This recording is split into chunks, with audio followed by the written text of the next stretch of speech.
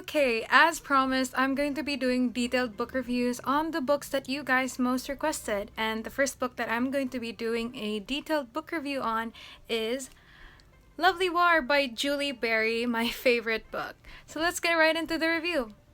This book is set during World War I and switches between World War I and World War II, but it's mostly set in World War I.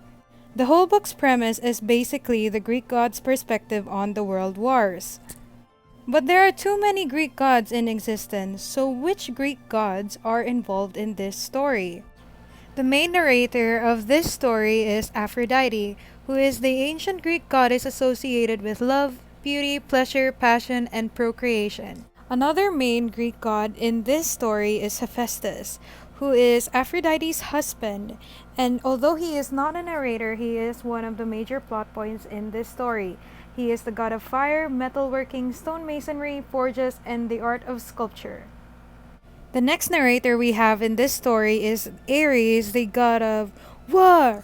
Who? Ha! What is it good for? Absolutely nothing. Welcome I'm noises. just kidding. He is the Greek god of courage and war. Another narrator we have is Apollo, the Greek god, who is recognized as the god of archery, music and dance, truth and prophecy, healing and diseases, the sun, light, poetry, and more. And our last narrator for this story is Hades, the god of the underworld, and also Aphrodite's uncle. Okay, so why these Greek gods? Why not Athena, who might have more insight on the war besides Ares? Because Athena is the goddess of wisdom and she is kind of like the goddess of war, but in the more strategic side. Why not Zeus? Because he's the leader of all the Greek gods. Well, I'm going to explain it to you now why exactly these gods and not the other gods.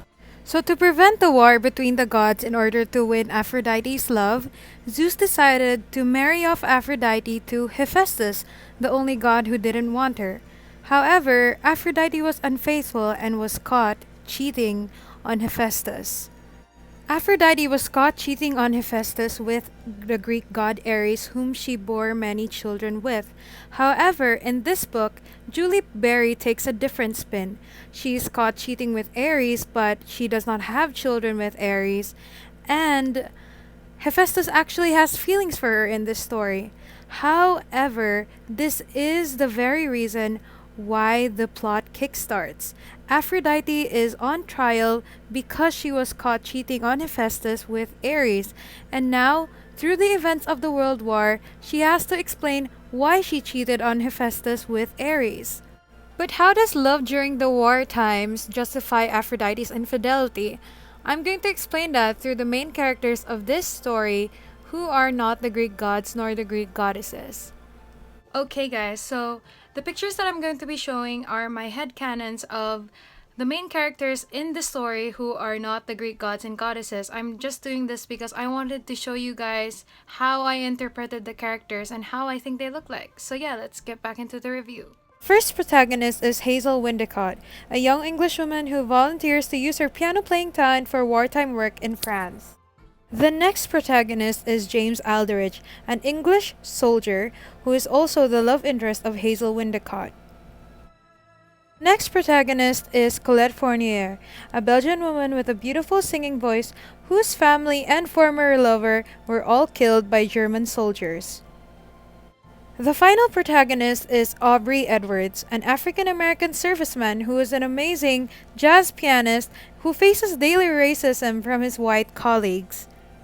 The goddess Aphrodite uses the story of all these four protagonists in order to justify her actions, as well as explain how love transcends everything, even during war times. Does she actually get justified in the end? You'll only know if you read the story. And does she get back with Hephaestus, or is Hephaestus done with her? You'll only know if you read the book. Finally, let's get on to the review of Loveky War by Julie Berry. Okay, let's start with the prose. It's easy to read, meaning it's not like the usual Greek mythological retellings or books with Greek mythology themes such as Song of Achilles or Circe, where the writing is more poetic and flowery. This book is more straightforward and it's more action-based writing. So you don't need an extensive vocabulary to read this. Second, it's a good mix of romance, humor, tragedy, mythology, and history. So if you want a roller coaster of emotions, this book is for you. Third, the Greek gods' conversations are really entertaining. When I mean entertaining, it's like watching, I don't know, Mean Girls but make it Greek gods. Then lastly, it did not whitewash history. So, whitewash history. And I really did appreciate that it highlighted the struggles of people of color such as African American servicemen. And yeah, those are the pros of Lovely War. Now let's move on to the cons. If you don't like Greek mythology nor historical fiction, this book is not for you, and that statement is basically self explanatory. Second, it's moderately paced, so readers who prefer fast paced books won't like this. Again, that is self explanatory.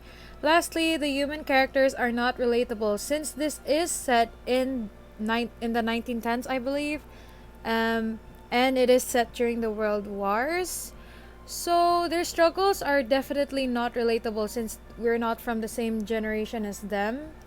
But you will feel their pain, their heartbreak, their happiness because the way it's written is actually really good. So it's kind of like a moderate con. So yeah, that's it for the pros and cons. If you do plan on reading this book, these are the trigger warnings. So you can just pause to read them. And that's all for the review, guys. Thank you for watching. I Bella really is do very appreciate the grateful. likes, the views, the comments. I can never convey how much I love you guys. I really do appreciate it. And to be able to share my thoughts on books is just it's just a really good experience. And yeah, so the next book I'm going to be doing a review on is The Starless Sea, so watch out for that.